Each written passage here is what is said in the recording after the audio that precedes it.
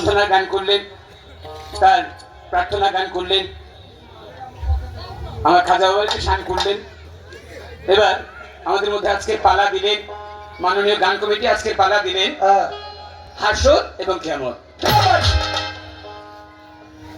বাংলাদেশের মধ্যে যে কয়টা পালায় আমরা গান করি এর মধ্যে সচরাচর শরীয়ত মারিফত, হাসর কিয়ামত, গুরু শিষ্য, নারী পুরুষ, কাম প্রেম, নূর কার, জীব পরম, গুরু শিষ্য, গুরু ভক্ত, বেশ কিছু পালার মধ্যে আমরা গান করি। তো যতগুলো পালাই আমরা করি, আজকে যে পালা, এই পালার আরেকটা বিষয় আছে। এই পালাটা হচ্ছে সবচেয়ে পৃথিবীতে সবচেয়ে বড় যে পালা, সেটা হচ্ছে একটা হচ্ছে পৃথিবীতে আসার পালা, আরেকটা হচ্ছে পৃথিবীতে যাওয়ার পালা। পৃথিবীতে একদিন জন্ম নিয়েছি, আসার পর্বটা শেষ। এই দুনিয়ায় আছি, কার কখন ডাক পড়ে যায় কেউ বলতে পারি না।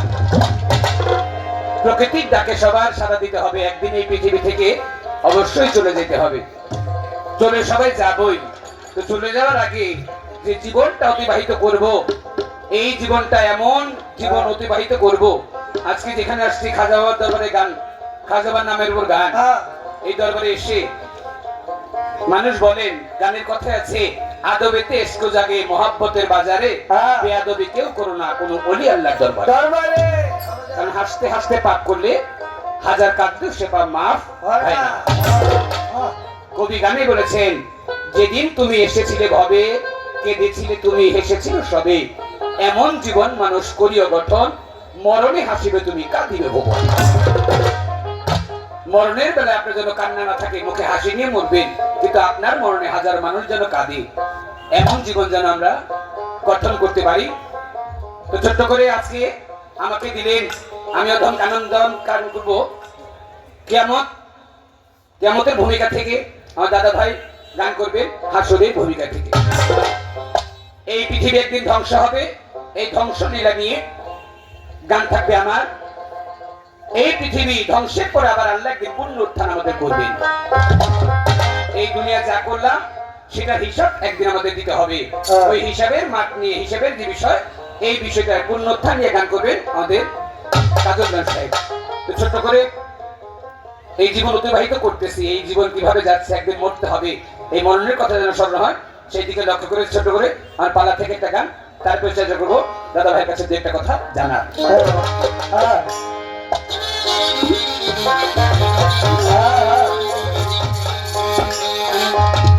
তুমি কি ঘুমে ঘুমাইয়া আছো, কি ঘুমে ঘুমে ঘুমাইয়া আছো, আইয়া দুনিয়ায় আল্লাহর বান্দারে, দেহরাজের বেলা 2 বাজার, মাটির মানুষকে দেহরাজের বেলা 2 বাজার। তুমি কি ঘুমে ঘুমাইয়া আছো, কি ঘুমে ঘুমাইয়া আছো, আইয়া দুনিয়ায় আল্লাহর বান্দারে, দেহরাজের বেলা 2 বাজার, মাটির মানুষকে দেহরাজের বেলা 2 বাজার।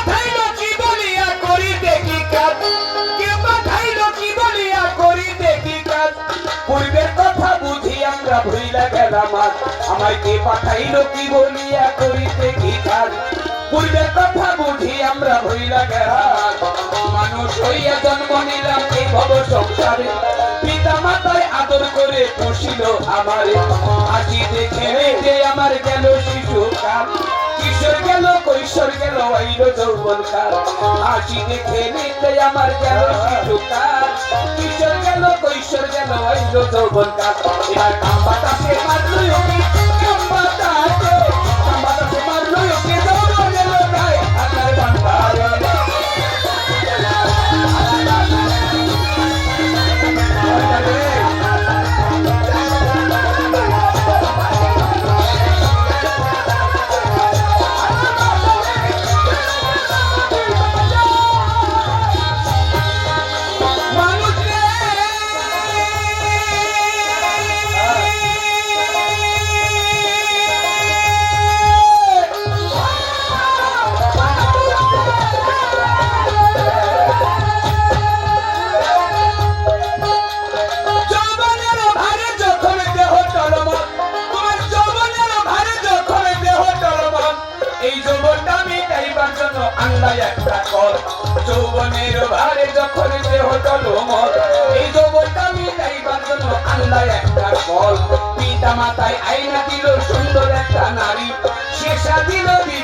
তোমার গোলাম তুমি তারি কামিনীর কান্তরঙ্গে হাবুডুবু খাও জুয়ার ভাটা না বুঝিয়া সারলা দেহ নাও কামিনীর কান্তরঙ্গে হাবুডুবু খাও কামিনী জুয়ার ভাটা না বুঝিয়া সারলা দেহ নাও যত অমূল্য ধন পরশ্র তোর চপলাইটা চলে হঠাৎ একদিন ভাগ্যক্রমে হইল একটা ছেলে ছেলে হইল মেয়ে হইল পুরাইল যৌবন আগের মতো গায়ে তোমার শক্তি নাই তেমন তোমার ছেলে হইল মেয়ে হইল পুরাইল যৌবন আগের মতো গায়ে তোমার শক্তি নাই তেমন চপলাইলা কামড় দিতে সব পলাইলা সকালটা কামড় দিতে যাইয়া অসময় আমরা বান্ধার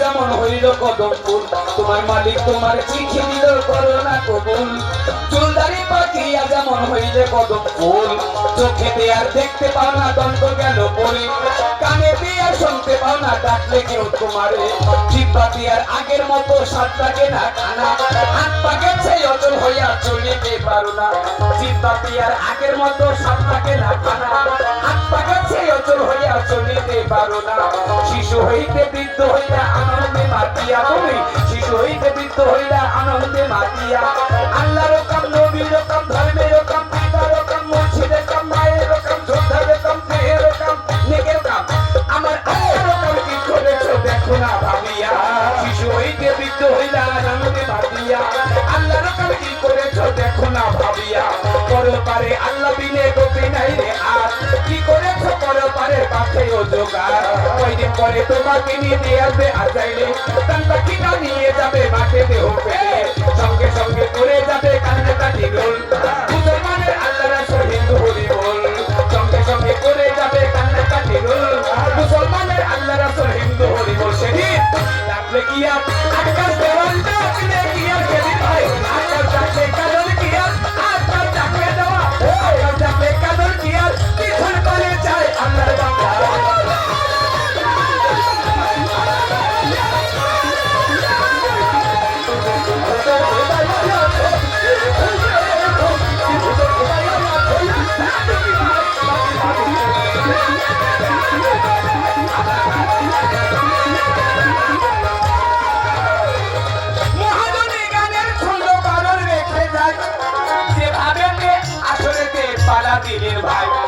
যেভাবেতে কিয়ামতের গান আজকে আমরা দুইজন মিলে কিয়ামত হাসরের গান করে যাব ভাই সবার কাছে পায়ে ধরে মিনতি জানাই এইভাবেতে সবাই মিলে থাকিলে নীরব আমাদেরও মনের কথা আমার বলা হচ্ছে কিয়ামত এই কিয়ামত আল্লাহ পাক এই পৃথিবী একদিন তৈরি করেছিলেন একদিন আল্লাহ বলেছিলেন কোন বলতে হয়ে যাও পৃথিবী তৈরি হয়েছিলেন আবার একদিন আল্লাহ বলবেন ফায়াকুন পৃথিবী ধ্বংস হয়ে যাবে এই ধ্বংসযজ্ঞটাকে ধ্বংসলীলাটাকে বলা হয় কিয়ামত কিয়ামত মতান্তরে 3 প্রকার বা 4 প্রকার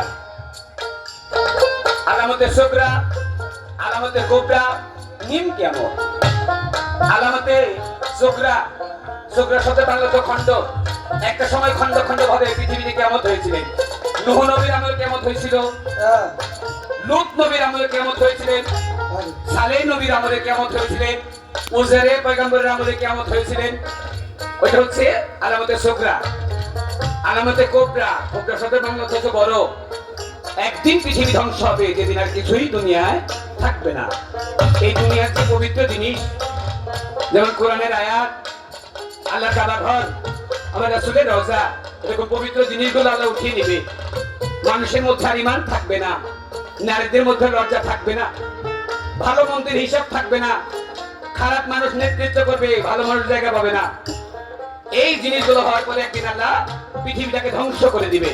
কি হচ্ছে? আলামতে কোবরা, নিম কিয়ামত। আমি কানন্দন এখন যদি মারা যায়, আমার জন্য আমারটা এখনই কিয়ামত। এই তিন প্রকার। আরেক প্রকার কিয়ামত আছে দুনিয়ায়। আপনি একদিন দুনিয়ায় জন্ম নিয়েছেন, যখন আপনার দেহের মধ্যে যৌবন আসছে, এই যৌবন মিটাবার জন্য আপনি একজন কামিনী কাঞ্চন ঘরে আনছেন। এই কামিনী কাঞ্চনের কাছে যখন যান, তখন আপনার থেকে কিছু অংশ ধ্বংস হয়। আপনার মধ্যে থেকে কিছু ধ্বংস হইলে ওইটা আবার আধ্যাত্মিক মতো একটা কিয়ামত দুনিয়ায় আছে। এই চার প্রকার কিয়ামত। আমরা কিয়ামতে কিছু কথা বর্ণনা করার চেষ্টা করলাম। এবার আসরের কথা ধরে জিজ্ঞাসা করি, সুন্দর করে জবাব দিবেন মাওলার ব্যাপারে। আরো ভালো। সৃষ্টির আগে এই দুনিয়া ছিল পানি পানি, আবার এক বিন্দু পানি হইতে মানুষের দেহ খালি। আবার যখন ইসরাফিলে সিংহাতে ফুঁক দিবে, আরে তামাম দুনিয়া আল্লাহ পানিময় হইবে। 40,000 বছর রবে পানিময় হইয়া, আরে কুদরতের এক বাতাস আল্লাহ দিবে ছাড়িয়া। সেই বাতাসে ঢেউ তুলিবে, ঢেউ হবে ফেনা, ওই ফেনা হইতে হবে একটা বালুর কণা। পৃথিবীর মাঝামাঝি আছে কাবা ঘর, ওই প্রথম বালু তৈরি হবে কাবা বরাবর। এক বালু হইতে তখন 70 বালু হবে, 70 হইতে 70,000 বাড়িতে থাকিবে। 40টা পৃথিবীর সমান উঠবে বালুর চরে, ওই চরেতে করবেন আল্লাহ কঠিন হাসর। 40টা পৃথিবীর সমান উঠবে বালুর চর, ওই চরেতে করবেন আল্লাহ কঠিন হাসর। হাসর সম্পর্কে আমার দাদা ভাইয়ের কাছে প্রথমবারে জিজ্ঞাসা, ভাই আপনি বলবেন আল্লাহ পাক পৃথিবী তৈরি করার আগে একদিন বলেছিলেন কোন শব্দের বাংলা অর্থ হয়ে যাও, পৃথিবী তৈরি হয়ে গেছিল। আবার একদিন বলবে ফায়াকুন, পৃথিবী ধ্বংস হয়ে যাবে। আবার একদিন আল্লাহ হাসরের মাঠে বলবেন কোন বলার সঙ্গে সঙ্গে হাসরের মাঠে সবাই পূর্ণ উত্থান হবে। আমার একটু জানার বিষয়, আপনারা প্রত্যেকটা মানুষ খেয়াল করবেন, আমি যে প্রশ্নগুলো করি একটু খেয়াল করবেন। একটা মানুষ যখন পৃথিবীতে মারা যায়, একটা মানুষ মারা গেলে তাকে কবরস্থ করে, তার আত্মীয় স্বজন যখন 40 কদম দূরে যায়, দুইজন ফেরেশতা কবরের মধ্যে নামেন, একজন মুনকির একজন নকির। দুজন ফেরেশতা 3টা প্রশ্ন করবে প্রত্যেকটা মানুষকে। প্রথম প্রশ্ন, মান রাব্বুকা, তোমার রব কে? যদি এই পৃথিবীতে বিশ্বাস করি আল্লাহ আমাকে দুনিয়ায় পাঠাইছে, আবার আল্লাহ ইচ্ছা করে আমাকে দুনিয়া থেকে নিয়ে যেতে পারে, ওই দিন জবাব দিতে পারবো রাব্বি আল্লাহ। 2 নম্বর প্রশ্ন করবেন, ওমান দিনুকা, তুমি কোন দিনে আছো? আমাদের ইসলাম ধর্ম হচ্ছে শান্তির দিন, যদি শান্তির দিনের মধ্যে থাকি ওই দিন জবাব দিতে পারবো দিন আল ইসলাম। 3 নম্বর প্রশ্ন করবেন, হুমান রাসূলু, তোমার রাসূল কি? যদি আজকে আমরা রাসূলের প্রতি রাসূলের সুন্নাত মানি, রাসূলের আরকাম হাকাম, আল্লাহর আরকাম হাকাম মেনে নেই, রাসূলের যে রিসালাত তা মেনে নেই, ওই দিন জবাব দিতে পারবো মুহাম্মাদুর রাসূলুল্লাহ। এই 3টা প্রশ্ন করার সঙ্গে সঙ্গে যে 3টা প্রশ্নের উত্তর দিতে পারবে তার কবর থেকে নূরের আলো ফুটে উঠবে। আর যে 3টা প্রশ্নের একটা প্রশ্ন আটকে যাবে, ওকে এই 3টা প্রশ্নের একটা প্রশ্ন আটকে গেলেই কবরটা এমন ভাবে চাপ দিবে, এই পাশের হাড় আরেক পাশে নিয়ে, এই পাশের পাজরের হাড় আরেক পাশে নিয়ে দাঁড় করাবে। একটা চাপে মানুষকে ধোলার মতো করে ফেলবে। এই 3টা প্রশ্নের পরে আরেকজন ফেরেশতা নামবেন, যার নাম হচ্ছে রোমান ফেরেশতা। এই রোমান ফেরেশতা আপনার কাফনের কাপড় থেকে এক টুকরো কাফনের কাপড় নিয়ে ওটার মধ্যে আপনার যে আমলনামা, এই আমলনামা আপনার লিখে দিয়ে আপনার হাতে দিবেন। যে ব্যক্তি নেককার বান্দা, যে বেহেশতি, যে ভালো কর্ম করছে, ও আমলনামা পাবে ডান হাতে, যে প্রতিবান্দা সে আমলনামা পাবে বাম হাতে। হাসরের মাঠে প্রত্যেক মানুষ এই আমলনামা নিয়ে উঠবে। যে নেকি বান্দা সে আমলনামা ডান হাতে নিয়ে উঠবে, যে প্রতিবান্দা সে আমলনামা বাম হাতে নিয়ে উঠবে। এই হাদিসে আমরা বুঝতে পারি তাহলে যে নেককার বান্দা, যে বেহেশতি বান্দা, ওই বান্দা ডান হাতে আমলনামা নিয়ে উঠবে, যে প্রতিবান্দা সে বাম হাতে আমলনামা নিয়ে উঠবে। আমার একটু ভাই আপনার কাছে জানার বিষয়, যদি আমলনামা দেখেই বোঝা যায় কে নেকি বান্দা, বেহেশতি বান্দা, কে বদি বান্দা, দোজখী বান্দা, এই দেখলেই যদি বোঝা যায় তাহলে নেকি বান্দাকে বেহেশতে, প্রতিবান্ধাকে দুদুকে দিয়ে দিলে তো শেষ। তাহলে আল্লাহ পাক এই আমল নামা দেখে যদি বোঝা যায় নেককার বদিকে নেকি বদি বোঝা যায়, তাহলে আল্লাহ পাক আবার এই নেককার বদিকা দেখেও আমল নামা দেখার পরেও আবার প্রত্যেকটা মানুষের প্রত্যেকটা কর্মকে হিসাব করবেন মিজানের পাল্লার মধ্যে নিয়ে। আমার দাদা ভাইয়ের কাছে এই জায়গার মধ্যে প্রশ্ন, আপনি একটু বলবেন, যদি আমল নামা দেখে বোঝা যায় কার নেক বেশি কার বোধ বেশি, তাহলে মিজানের পাল্লার মধ্যে উঠানোর দরকারটা কি? আচ্ছা, মিজানের পাল্লার মধ্যে উঠাইলেন, মিজানের পাল্লার মধ্যে ওঠে যার নেক বেশি তাহলে বেহেশতে দেন, যার বদি বেশি তার দুদকে দেন। তাহলে আবার আরেক জায়গার মধ্যে শুনলাম এই নেকি বদি হিসাব মিজানের পাল্লা হিসাব করার পরেও আরেকটা বিষয় রয়ে গেছে, জানা হচ্ছে পুল সেরাতে পুল। আল্লাহ পাক প্রত্যেকটা মানুষকে বলতো তোমরা পুল সেরাতে পুল পার হও। যারা নেকি বান্দা তাদের জন্য প্রশস্ত ব্রিজ, যারা বদি বান্দা তাদের জন্য চুলের চাইতে চিকুন, হীরার চাইতেও ধার। এই পুল সেরাত পুল পার হইতে গিয়ে মানুষ যারা পার হইতে পারবে তারা বেহেশতি, যারা পার হইতে পারবে না পা কেটে নিচে দুদকের মধ্যে পড়ে যাবে। আমার এই জায়গাটার মধ্যে প্রশ্ন, যদি আমল নামা দেখে বোঝা যায় কে নেকি কে বদি, তাহলে মিজানের পাল্লার দরকার কি? আর মিজানের পাল্লা দেখে যদি বোঝা যায় কে নেকি বদি, তাহলে আবার পুল সিরাতের পুলের দরকার কি? এই তো আমার একটি কথা রইল জিজ্ঞাসন, সুন্দর করে আসরেতে করিবেন পূরণ। একটা কথা ছোট করে আরেকটি প্রশ্ন থাকবে ভাইয়ের কাছে। একটা হাদিসের মধ্যে আছে আল্লাহ পাক প্রত্যেকটা মানুষের জন্য রাখলেন 50টা করে প্রশ্ন। আপনার জীবনে আপনি কি করছেন এই কথাগুলোকে ভিত্তি করে 50টা করে প্রশ্ন রাখছে। আল্লাহ পাক 50টা প্রশ্ন করবে, 50টার আগে 5টা প্রশ্ন করবে। যে ব্যক্তি 5টা প্রশ্নের উত্তর দিতে পারবে তার আর বাদ বাকি 45টা প্রশ্নের উত্তর দরকার প্রয়োজন হবে। 50টা প্রশ্নের মধ্যে 5টা প্রশ্নের উত্তর দিতে পারলে বাদ বাকি 45টা প্রশ্ন মওকুফ, ওকে আল্লাহ বেহেশতের মধ্যে দিবেন। যদি আমরা জানতে পারি আল্লাহ কি কি প্রশ্ন হাসরের মাঠে প্রথম করবেন, তাহলে ওইভাবে জীবন পরিচালনা করতে পারলে আমরা অবশ্যই ভালো কিছু করতে পারবো। তাই জানার জন্য বোঝার জন্য ভাইয়ের কাছে এই দুইটা কথা আমাদের কাছে ছোট্ট একটা গান করিয়া থাকিব বসিয়া, আপনারা শুনবেন বসে শুনবেন বইয়া বইয়া, সবাই মিলে হাত তুলিয়া জানবো একটু দোয়া, আপনাদের দোয়া পেলে হবে রে গান গাওয়া। কি ঘুমে ঘো মায়া আর কি ঘুমে ঘো, কি ঘুমে ঘো মায়া আর এতে দুনিয়ায় আল্লাহর বান্দা রে, আল্লাহর বান্দা রে।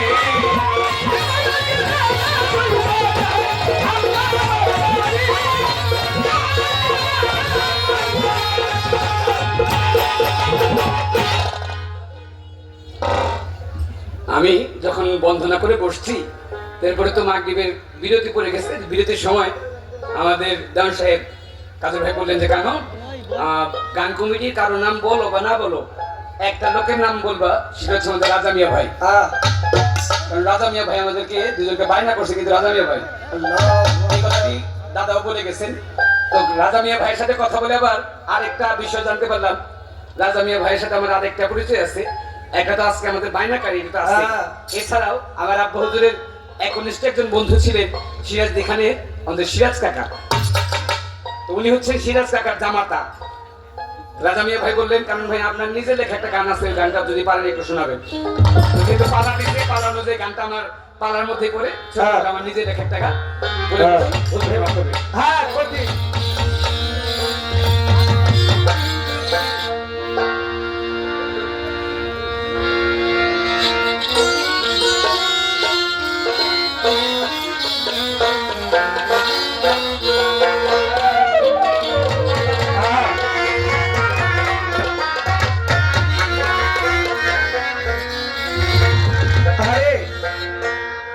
মনরে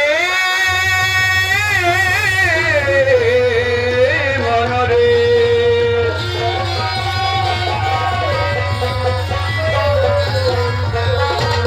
আয় ভেবে দেখ তুই মইরা গেলে মানুষ টাকা পয়সায় করবি কি? আরে মরে গেলে মানুষ দালান কোথায় করবে কি? গানটি লিখেছিলাম পৃথিবীর কিছু বাস্তবতা নিয়ে। খেয়াল করে দেখবেন, আপনি 10 তলা দালান আছে, 20 তলা দালান আছে, আপনি দালানের মালিক। আপনি মারা গেলে যেই মাটির কবরের মধ্যে দিবে, আপনার বাড়ির মধ্যে যে কর্মচারী, বাড়ির যে দারোয়ান, সে মারা গেলে ওই একই মাটির কবরের মধ্যে দিবে। আপনি 20 তলা দালানের মালিক বলে আপনাকে 10, 12, 15 হাতের জায়গার কবরে দিবে না। ওই দারোয়ান যে 3.5 হাত কবরের মধ্যে যাবে, আপনাকে ওই 3.5 হাত কবরের মধ্যেই দিবে। তাহলে মানুষ কিসের এত অহংকার, কিসের বড়াই? ভেবে দেখ, তুই মহিলা গেলে তোর দালান কোথায় করবি কি? যতই মানুষ গেলে সাথে জীবন ছাইরা গেলে, যতই মানুষ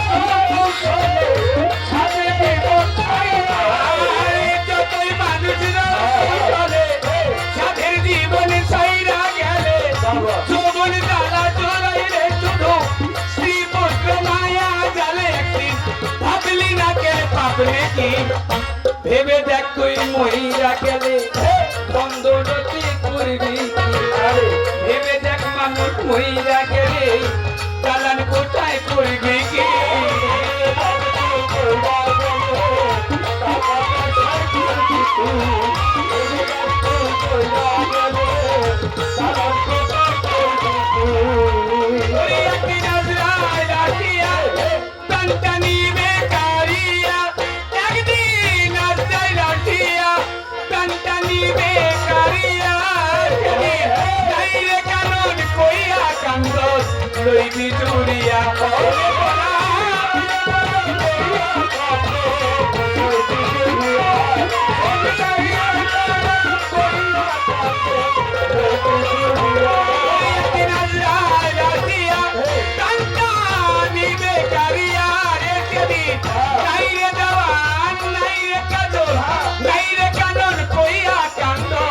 লইবি জুড়িয়া আমার গরম জলে গুছালে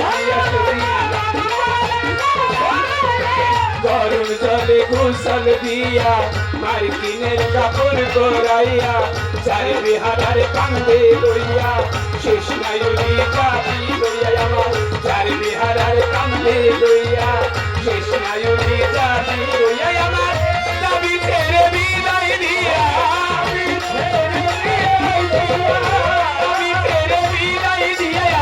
ভাই বন্দি ব্যাপার করিয়া দাবি ছেড়ে বিদায় দিয়া সবাই দিব পরে করিয়া কবরে থাকবো একাকি। ভেবে দেখ, তুই মহিলা গেলে দ্বন্দ্বতে করবি কি? ভেবে দেখ, তুই মহিলা গেলে টাকা পয়সায় করবি কি?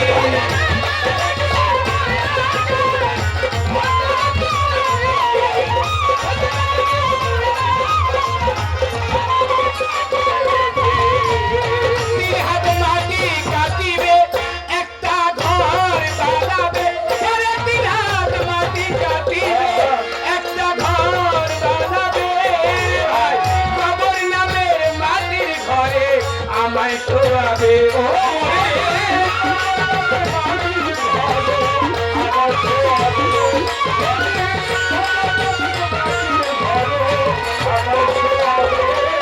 মাটি কাটিবে একটা ঘর বানাবে কবর যাবে মাটির ঘরে আমায় শোয়াবে এই দুনিয়ায় ব্যস্ত চলে দুনিয়ায় ব্যস্ত তবে আমায় একা রেখে যাবে আমার কথা ভুলে যাবে বাড়ি গিয়ে হিসাব নেবে কম দেখতে কত হবে বাড়ি গিয়ে হিসাব নেবে আখের হিসাব আমায় ধরবে কি করেছো কোথায় কবে আমার নামায় জবাব দিবে যার যার পাবে তারে খাবে আমার নামায় জবাব দিবে যার যার পাবে তারে খাবে মরবে আফসোস করলে আর কি হবে আফসোস করলে আর কি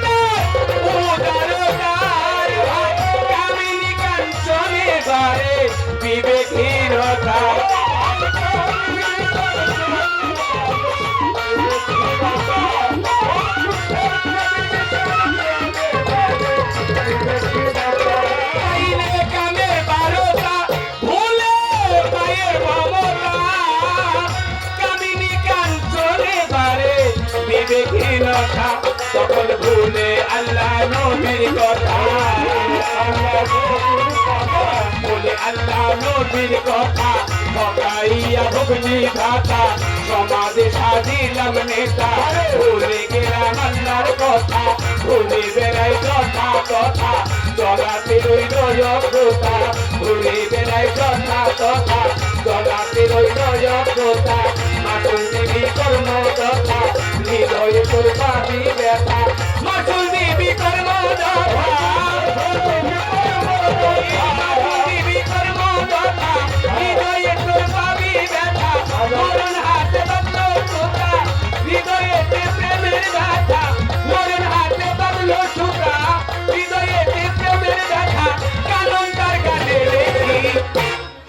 ভেবে দেখতে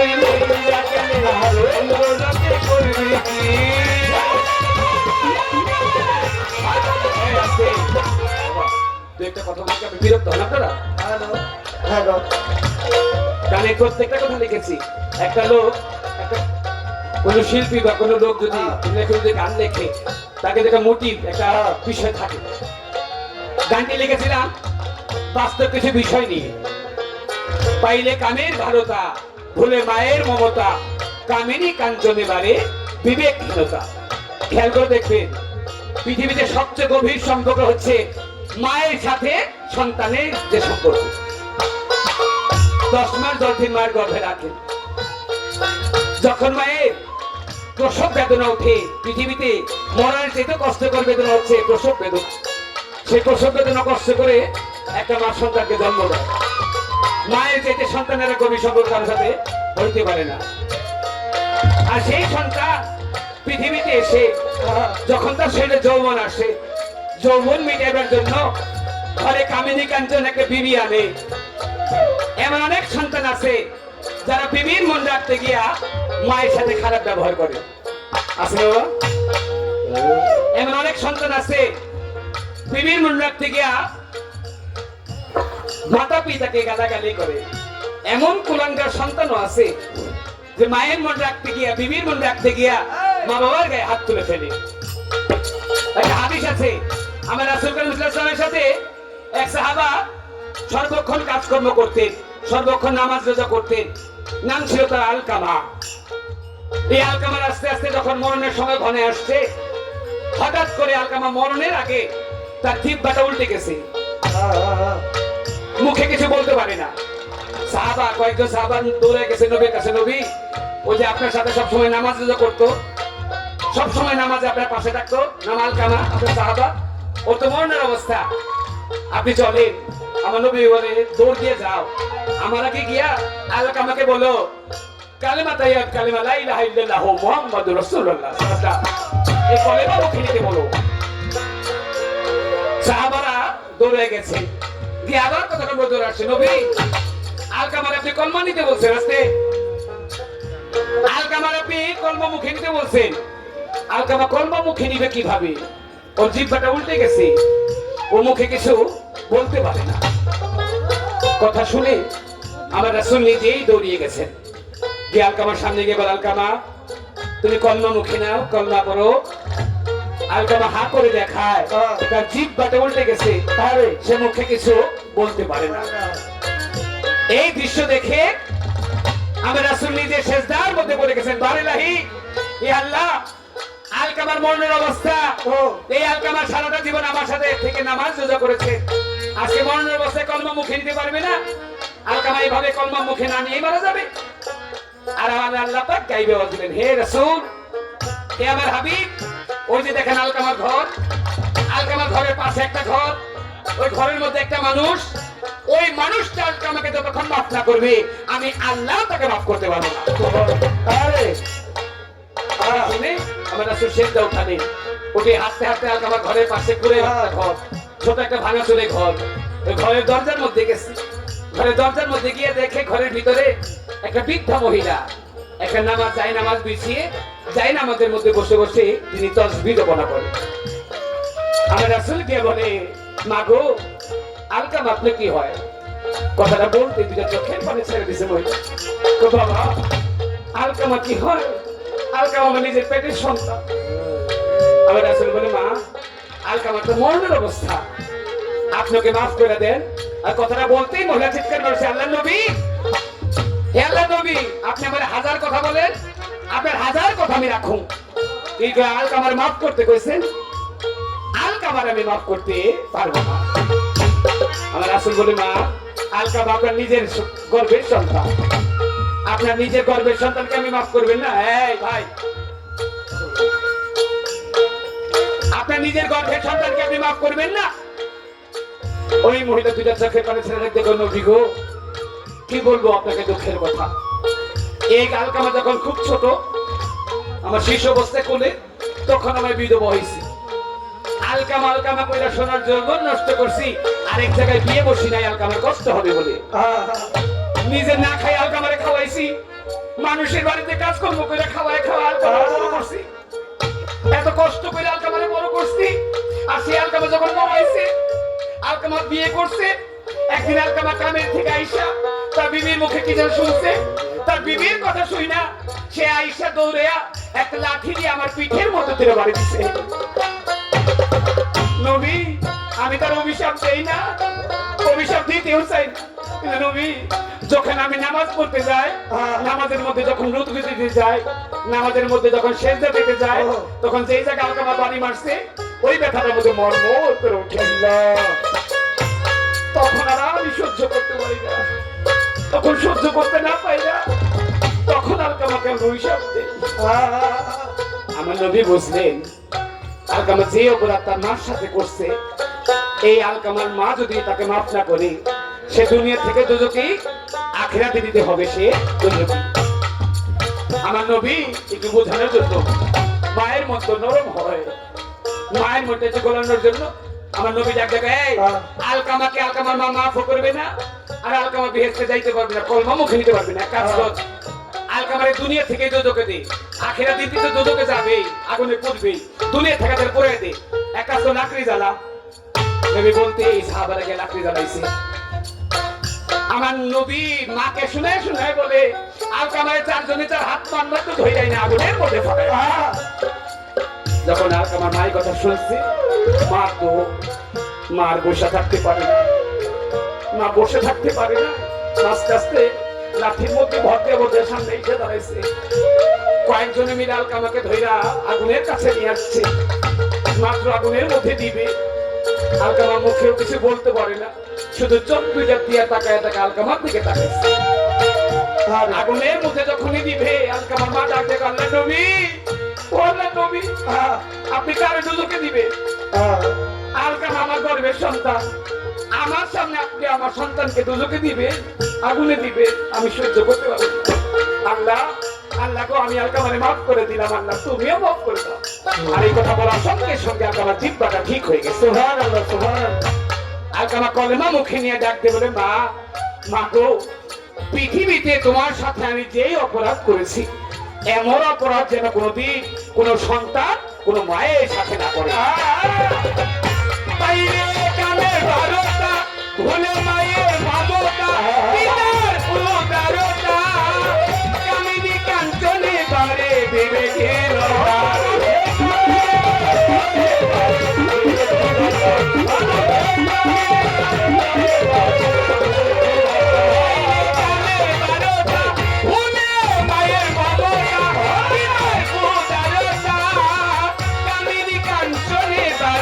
বিবেকহীনতা, বলে আল্লাহ নবীর কথা, আল্লাহ নবীর কথা, ঠকাইয়া ভগ্নি ভাতা, সমাজে সাজিলাম নেতা, ভুলে গেলাম আল্লাহর কথা, রোজা বেড়াই যথা তথা, জ্বলাতে রইল গোটা, মাসুর বিবি